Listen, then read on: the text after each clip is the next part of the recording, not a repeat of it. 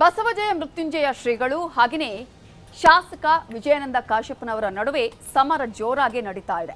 ಇಂತಹ ಸಂದರ್ಭದಲ್ಲಿ ಕೂಡಲ ಸಂಗಮದ ಪಂಚಮಸಾಲಿ ಮಠದ ಪೀಠಕ್ಕೆ ಇವತ್ತು ಬೀಗವನ್ನ ಹಾಕಲಾಗಿತ್ತು.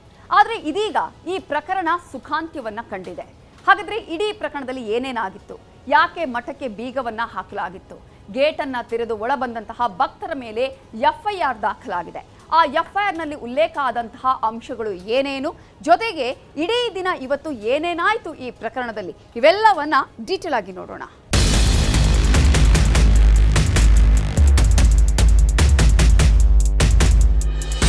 ಮಠ ಸದಾ ಅನ್ನದಾಸೋಹ, ಅಕ್ಷರ ದಾಸೋಹ ನಡೆಯುವಂತಹ ಸ್ಥಳ.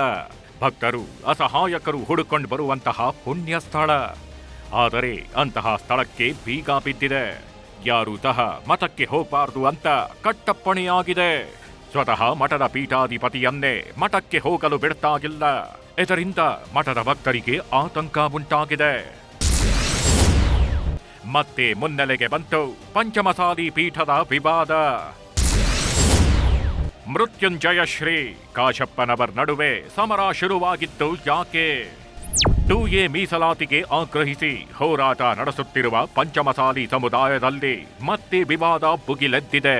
ಪೀಠದ ಸ್ವಾಮೀಜಿ ಹಾಗೂ ಅಧ್ಯಕ್ಷರ ನಡುವೆ ನಡೆದಿರುವ ಮುಸುಕಿನ ಗುದ್ದಾಟ ಈ ಮಠಕ್ಕೆ ಬೀಗ ಹಾಕುವ ಹಂತಕ್ಕೆ ತಲುಪಿದೆ. ಕೂಡಲ ಸಂಗಮದಲ್ಲಿರೋ ಪೀಠಕ್ಕೆ ರಾತ್ರೋರಾತ್ರಿ ಗೇಟ್ ಅಳವಡಿಸಿದ್ದು ಈಗ ಬೀಗವನ್ನು ಹಾಕಲಾಗಿದೆ. ಕೂಡಲ ಸಂಗಮ ಪಂಚಮಸಾಲಿ ಪೀಠಕ್ಕೆ ಬೀಗ ಮುರಿದು ಒಳಗೆ ಬಂದ ಸ್ವಾಮೀಜಿ ಬೆಂಬಲಿಗರ ವಿರುದ್ಧ ಎಫ್ಐಆರ್. ಮಠದ ಆವರಣದಲ್ಲಿ ಪೊಲೀಸ್ ಬಂದೋಬಸ್ತ್, ಸಿಸಿಟಿವಿ ಕಣ್ಗಾವಲು. ಈ ದೃಶ್ಯ ಕಂಡು ಬಂದಿದ್ದು ಬಾಗಲಕೋಟೆ ಜಿಲ್ಲೆಯ ಹುನಗುಂದ ತಾಲೂಕಿನ ಕೂಡಲ ಸಂಗಮ ಪಂಚಮಸಾಲಿ ಪೀಠದಲ್ಲಿ. ಹೌದು, ಬಸವಜಯ ಮೃತ್ಯುಂಜಯ ಸ್ವಾಮೀಜಿಗಳು ಪೀಠಾಧ್ಯಕ್ಷರಾಗಿರುವ ಕೂಡಲ ಸಂಗಮ ಪಂಚಮಸಾಲಿ ಪೀಠಕ್ಕೆ ಗೇಟ್ ಅಳವಡಿಸಿ ಬೀಗ ಹಾಕಲಾಗಿದೆ. ಪೀಠದಲ್ಲಿ ಸ್ವಾಮೀಜಿ ಇಲ್ಲದಿರುವಾಗ ಪೀಠದ ಟ್ರಸ್ಟ್ ಅಧ್ಯಕ್ಷ ಹುನಗುಂದ ಶಾಸಕ ವಿಜಯಾನಂದ ಕಾಶ್ಯಪ್ಪನವ ಬೀಗ ಹಾಕಿಸಿದ್ದಾರೆ. ಬೀಗ ಹಾಕಿದ ವಿಚಾರ ಇದೀಗ ಸಮುದಾಯದಲ್ಲಿ ಮತ್ತೊಂದು ವಿವಾದ ಹುಟ್ಟುಹಾಕಿದೆ.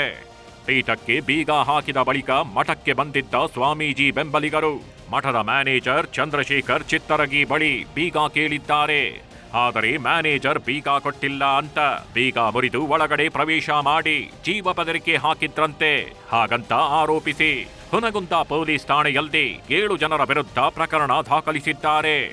ಬೀಗ ಹಾಕಿದ ವಿಚಾರಕ್ಕೆ ಬಹಿರಂಗವಾಗಿ ಯಾವುದೇ ಪ್ರತಿಕ್ರಿಯೆ ನೀಡದ ಸ್ವಾಮೀಜಿ, ಮಾಧ್ಯಮಗಳಿಗೆ ಮಠದಲ್ಲಿ ನಡೆದ ಬೆಳವಣಿಗೆ ನನ್ನ ಗಮನಕ್ಕೆ ಇಲ್ಲ, ಯಾಕೆ ಬೀಗ ಹಾಕಿದ್ದಾರೆ ಎನ್ನುವುದು ಗೊತ್ತಿಲ್ಲ ಎಂದಿದ್ದಾರೆ.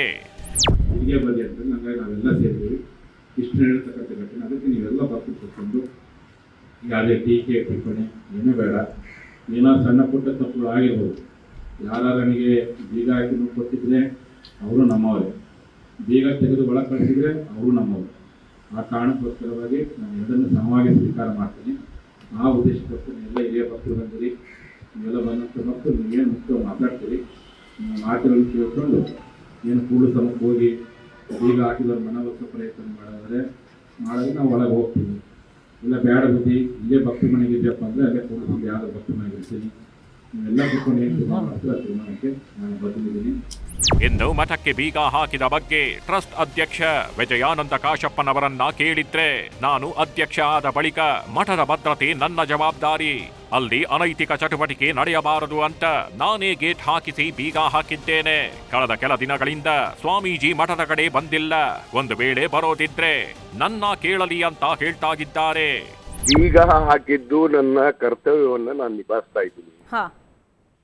ಬೀಗ ಹಾಕಿದ ಉದ್ದೇಶ ಮಠದಲ್ಲಿ ಯಾರು ಇರೋದಿಲ್ಲ, ಅಲ್ಲಿ ನೋಡ್ಕೊಳ್ಳೋರಿಲ್ಲ, ಜನ ಬಂದವ್ರಿಗೆ ಮಾತಾಡ್ಸೋರಿಲ್ಲ. ನಾನು ಅಧ್ಯಕ್ಷನಾದ್ಮೇಲೆ ಅಲ್ಲಿ ಒಬ್ಬನ ಮ್ಯಾನೇಜರ್ ಅಂತ ಒಬ್ಬ ಸೆಕ್ಯೂರಿಟಿ ಅಂತ ನೇಮಕ ಮಾಡಿದೆ. ಅಲ್ಲಿ ಬೀಗ ಬಾಗ್ಲಿರ್ಲಿಲ್ಲ, ಗೇಟ್ ಇರ್ಲಿಲ್ಲ. ಈ ಪುಡಾರಿಗಳು ಬಂದು ಅಲ್ಲಿ ಕುಡಿಯೋದು ಇತರ ಚಟುವಟಿಕೆಗಳನ್ನು ಮಾಡೋದಕ್ಕೆ ನನಗೆ ಗಮನಕ್ಕೆ ಬಂದಿದ್ದಕ್ಕೆ ನಾನೇ ಅದನ್ನ ಬೀಗ ಹಾಕ್ಸಿದ್ದು. ಗೇಟ್ ಹಾಕಿಸ್ಬಿಟ್ಟು ಹೊಸ ಗೇಟ್ ಮಾಡಿಸಿದೆ ನಾನೇ, ನನ್ನ ದುಡ್ಡಲ್ಲಿ ಖರ್ಚು ಮಾಡಿ ಗೇಟ್ ಹಾಕ್ಸಿದ್ದೀನಿ. ಅದು ರಕ್ಷಣೆ ಮಾಡೋದಕ್ಕೆ, ಮಠ ರಕ್ಷಣೆ ಮಾಡೋದಕ್ಕೆ. ಇನ್ನು ಈ ಎಲ್ಲ ಬೆಳವಣಿಗೆಯಿಂದ ಎಚ್ಚೆತ್ತ ಪೊಲೀಸರು ಸಿಬ್ಬಂದಿ ನೇಮಿಸಿ ಬಂದೋಬಸ್ತ್ ಒದಗಿಸಿದ್ದಾರೆ. ಇತ್ತ ಕಾಶ್ಯಪ್ಪನವರ ಸೂಚನೆ ಮೇರೆಗೆ ಮ್ಯಾನೇಜರ್ ಮಠದ ಆವರಣದ ಸುತ್ತ ಸಿಸಿಟಿವಿ ಅಳವಡಿಸಿದ್ದಾರೆ. ಅಲ್ಲಿ ಸದ್ಯ ಒಂದು ರೀತಿಯ ಆತಂಕದ ವಾತಾವರಣ ನಿರ್ಮಾಣ ಆಗಿದೆ. ನೀವು ದೃಶ್ಯಗಳಲ್ಲಿ ನೋಡಬಹುದು, ಒಂದು ಕಡೆ ಮಠದ ಆವರಣ ಖಾಲಿ ಖಾಲಿ ಹೊಡಿತಾಗಿದೆ. ಮಠಕ್ಕೆ ಹೊಸ ಗೇಟ್ ಬಂದಿದ್ದು ಅದಕ್ಕೆ ಬೀಗ ಬಿದ್ದಿದೆ. ದೃಶ್ಯದಲ್ಲಿ ತೋರಿಸ್ತಾ ಹೋಗ್ತೇನೆ. ನಾನೀಗ ಇರುವಂತದ್ದು ಬಾಗಲಕೋಟೆ ಜಿಲ್ಲೆಯ ಹುನಗುಂದ ತಾಲೂಕಿನ ಕೂಡಲ ಸಂಗಮದ ಇರ್ತಕ್ಕಂಥ ಪಂಚಮಸಾಲಿ ಸಮುದಾಯದ ಪಂಚಮಸಾಲಿಯ ಪೀಠದ ಬಳಿ ಇರುವಂತದ್ದು. ಇಲ್ಲಿ ನೀವೇನು ದೃಶ್ಯದಲ್ಲಿ ನೋಡ್ತಾ ಇದ್ರಿ, ಇದು ಬಸವಜಯ ಮೃತ್ಯುಂಜಯ ಸ್ವಾಮೀಜಿಯವರು ಪೀಠಾಧ್ಯಕ್ಷರಾಗಿರುವಂತಹ ಪೀಠ. ಈ ಒಂದು ಮಠದಲ್ಲಿನೇ ಸ್ವಾಮೀಜಿಯವರು ಇರುವಂತದ್ದು.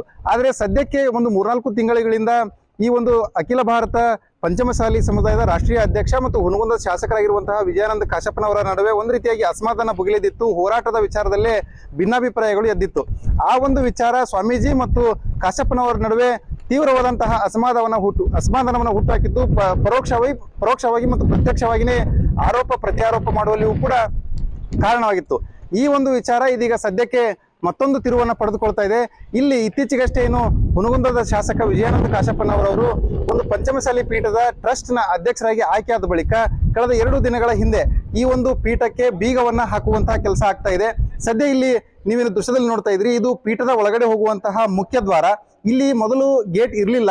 ಈಗ ಸದ್ಯಕ್ಕೆ ಈ ಒಂದು ಗೇಟನ್ನು ಅಳವಡಿಸಲಾಗಿದೆ. ಗೇಟನ್ನು ಅಳವಡಿಸಿ ಅದಕ್ಕೆ ಬೀಗವನ್ನು ಹಾಕುವಂತ ಕೆಲಸ ಕೂಡ ಮಾಡಲಾಗಿದೆ. ಇದು ಸ್ವಾಮೀಜಿ ಅವರು ಮಠದಲ್ಲಿ ಇಲ್ಲದಿರುವಂತಹ ಸಂದರ್ಭದಲ್ಲಿ ಗೇಟನ್ನು ಅಳವಡಿಸಲಾಗಿದೆ ಅನ್ನುವಂಥದ್ದು ನಮಗೆ ತಿಳಿದು ಬಂದಿರುವಂತಹ ಮಾಹಿತಿ. ಇನ್ನು ಶಾಸಕ ಹಾಗೂ ಮಠದ ಟ್ರಸ್ಟ್ನ ಅಧ್ಯಕ್ಷ ವಿಜಯಾನಂದ ಕಾಶಪ್ಪನವರು ಹೇಳಿರುವಂತೆ ಮಠಕ್ಕೆ ಬೀಗ ಹಾಕಿರೋ ಅಲ್ಲಿನ ಸಿಬ್ಬಂದಿ ಸ್ವಾಮೀಜಿ ಕಡೆಯವರ ವಿರುದ್ಧವೇ ಆರೋಪ ಮಾಡಿದ್ದಾರೆ. ಮಠವನ್ನ ಕೆಲವು ಅನೈತಿಕ ಚಟುವಟಿಕೆಗಳ ತಾಣ ಮಾಡಿಕೊಂಡಿದ್ದಾರೆ. ರಾತ್ರಿ ಹೊತ್ತು ಇಲ್ಲಿ ಅನೈತಿಕ ಚಟುವಟಿಕೆಗಳು ನಡೆಯುತ್ತೆ ಅಂತ ಆರೋಪ ಮಾಡಿದ್ದಾರೆ. ಒಂದು ಕಾಲದಲ್ಲಿ ಜೊತೆಯಲ್ಲದೆ ಹೋರಾಟ ಮಾಡಿದ್ದ ಜಯ ಮೃತ್ಯುಂಜಯ ಶ್ರೀಗಳು ಮತ್ತು ವಿಜಯಾನಂದ ಕಾಶಪ್ಪನವರ್ ಈಗ ದೂರ ಆಗಿದ್ದಾರೆ. ಪಂಚಮಸಾಲಿ ಮೀಸಲಾತಿ ಹೋರಾಟಕ್ಕೆ ಸ್ವಾಮೀಜಿ ಜೊತೆಗಿದ್ದ ಕಾಶಪ್ಪನವರ್ ಕೂಡಲ ಸಂಗಮದಿಂದ ಬೆಂಗಳೂರಿನವರೆಗೆ ಪಾದಯಾತ್ರೆಗೆ ಸಾಥ್ ಕೊಟ್ಟಿದ್ರು. ಸ್ವಾಮೀಜಿ ಕಾಶಪ್ಪನವರ್ ಯತ್ನಾಳ್ ನೇತೃತ್ವದಲ್ಲಿ ಈ ಪಾದಯಾತ್ರೆ ನಡೆದಿತ್ತು. ಬಿಜೆಪಿ ಸರ್ಕಾರ ಆಗಿದ್ದಾಗ ಹೋರಾಟದ ಮುಂಚೂಣಿಯಲ್ಲಿದ್ದ ವಿಜಯಾನಂದ ಕಾಶಪ್ಪನವರ್ ಈಗ ಸ್ವಾಮೀಜಿಗಳಿಂದ ದೂರ ಹೋಗಿದ್ದಾರೆ. ಸ್ವಾಮೀಜಿ ಶಾಸಕ ಯತ್ನಾಳ್ ತಾಳಕ್ಕೆ ತಕ್ಕಂತೆ ಕುಣಿತಿದ್ದಾರೆಂದು ಕಾಶಪ್ಪನವರ್ ಆರೋಪ ಮಾಡ್ತಾಗಿದ್ದಾರೆ. ಬಂದ್ರು ಕೊಡಲ್ಲ ಅಂತ ಹೇಳಿ ಸರ್. ಈಗ ಯಾರು ಬೇಗ ಕೊಡೋಕೆ ಸರ್? ಸಮಾಜದವ್ರು ಇರ್ಬೋದು, ರಾತ್ರಿ ಬರೋ ಸಮಯ ಅಲ್ಲ. ಸಮಾಜದವ್ರು ರಾತ್ರಿ 12ಕ್ಕೆ ಬರ್ತಾರೆ. ಸ್ವಾಮೀಜಿಯವರು ಇದಾರಪ್ಪ ಅಂದ್ರೆ ಒಂದು ಅನಿವಾರ್ಯ. ಸ್ವಾಮೀಜಿಯವ್ರ ಮಠದಲ್ಲಿದ್ದರೆ ನಾ ಗೇಟ್ ಹಾಕ್ತಿದ್ದಿಲ್ಲ. ಈಗ ಯಾರು ಇಲ್ಲ ಅಂದ್ರೆ ಗೇಟ್ ಹಾಕಬೇಕಲ್ಲ ಸರ್, ಬಿಟ್ಟು ಹೋಗ್ಬೇಕಾ? ಏನಂತ ಯಾರು ಇವ್ರ ಮನೆಗೆ ಬಂದವ್ರಿ ಕೊಡಪ್ಪ ನಾವು ಇರ್ತೀವಿ ಅಂದ್ರೆ ನಂಗೆ ಕೊಡಕ್ಕೆ ಬರಲ್ರಿ. ಅಲ್ಲಿ ಏನೇನು ಅನೈತಿಕ ಚಟುವಟಿಕೆ ಬಂದಿಂದ ಗೇಟ್ ಹಾಕೈತೆ, ನಂಗೆ ಕೊಡೋಕೆ ಪರ್ಮಿಷನ್ ಇಲ್ಲ. ನಾವು ನೌಕರ ಸಮಾಜ ಹಿರಿಯರು ಅಧ್ಯಕ್ಷರಿಗೂ ಮಾತಾಡ್ರಿ ಅಂತ ಹೇಳಿ ನಾನು ಕೊಡಬೇಕಂದ್ರೆ ಅವರು ನಾ ಕೊಡಲಿಲ್ಲ ಸರ್. ಬೆಳಿಗ್ಗೆ ಬಂದ 3 ಆ ಪ್ರಕಾರ ಏನು ಸ್ಟೇಷನ್ಗೆ ಹೋಗಿ ಕಂಪ್ಲೇಂಟ್ ಕೊಟ್ಟಿಸಿ. ನಾನು ಗುರುವಾರ ಫೋನ್ ಮಾಡಿದ್ದೆ ರಾತ್ರಿ 9 ಸುಮಾರಿಗೆ, ರಿಸೀವ್ ಮಾಡಲಿಲ್ಲ. ಮರುದಿವ್ಸ ಒಂದು ಡ್ರೈವರ್ ಜೊತೆ ಫೋನೇ ಮಾಡಿದೆ. ನೀವು ಈ ಥರ ಬೇರೆಯವರಿಗೆ ಫೋನ್ ಮಾಡಿ ನನಗೆ ತೊಂದರೆ ಕೊಡೋದು ಸರಿಯಲ್ಲ ಬುದ್ಧಿ, ನೀವು ಹಿರಿಯರಿಗೆ ಮಾತಾಡ್ರಿ. ಹಿರಿಯಂದ್ರೆ ಇರ್ತೀನಿ, ನೀವು ಸಮಾಜ ಅಧ್ಯಕ್ಷರು ನಾನು ಬೇಡ ಅಂದ್ರೆ ನೀವು ಯಾರು ಇಟ್ಕೋಬೋದು ಅಂತ ಹೇಳಿ. ಇನ್ನು ಈ ವಿವಾದ ಶುರುವಾಗಿದ್ದು ಹೇಗೆ ಅಂತ ನೋಡೋದಾದ್ರೆ 2A ಮೀಸಲಾತಿಗಾಗಿ ಪಂಚಮಸಾಲಿ ಮುಖಂಡರು ಹೋರಾಟ ಮಾಡಿದ್ದು ಬಸವಜಯ ಮೃತ್ಯುಂಜಯ ಶ್ರೀಗಳ ನೇತೃತ್ವದಲ್ಲಿ ಹೋರಾಟ ನಡೆದಿತ್ತು.